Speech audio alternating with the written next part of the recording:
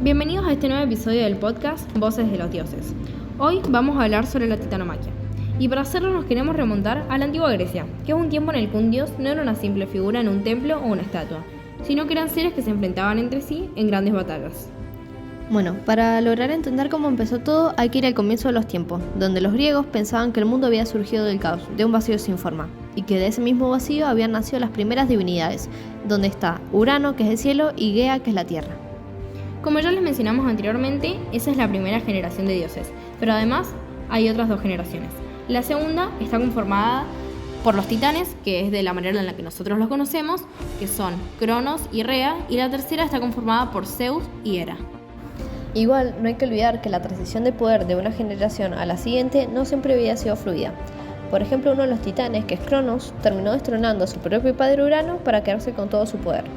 También junto a su esposa y hermana, que es Rea, dio vida a los futuros dioses olímpicos, donde está Hestia, Demeter, Hera, Hades, Poseidón y el más joven de todos, que es Zeus.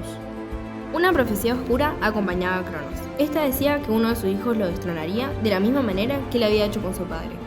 Para evitar perder su poder, decidió cometer un acto horrible y devorar a cada uno de sus hijos a medida que nacían. Rea no soportó ver desaparecer a todos sus hijos, entonces cuando nació el último, que fue Zeus, ideó un plan, que era esconder a su hijo en una cueva secreta, en Creta, y en su lugar entregó a Cronos una piedra envuelta en mantas.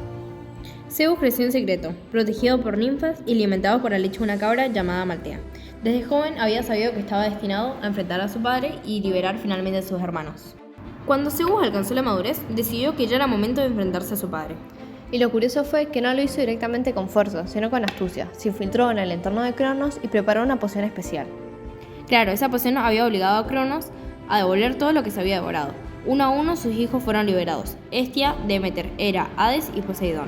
Imagínense la escena. De repente los hermanos de Zeus volvieron a la vida después de haber pasado tanto tiempo dentro de su padre.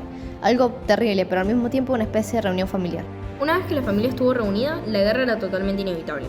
Igual Zeus no estaba solo, porque había liberado a los hecatónquiros, que eran unos gigantes con 100 brazos, y a los cíclopes, que eran unos grandes artesanos. Ellos le entregaron a Zeus lo que hoy conocemos como el rayo, que es un arma poderosa. Es algo simbólico que lo acompaña como el rey del cielo. Igual del otro lado estaba Cronos, que tampoco se había quedado muy quieto. Había reunido a los titanes que le seguían fielmente, con Atlas, que era uno de sus comandantes más temidos. Y así comenzó lo que hoy conocemos como titanomaquia, que es una guerra que se extendió durante 10 largos años. ¿Se lo pueden imaginar? Los dioses olímpicos luchaban desde el Olimpo y lanzaban rayos y terremotos, mientras que los titanes, por su parte, luchaban desde el monte Otreo, con una gran fuerza. Cada enfrentamiento que tenían hacía temblar la tierra y el cielo.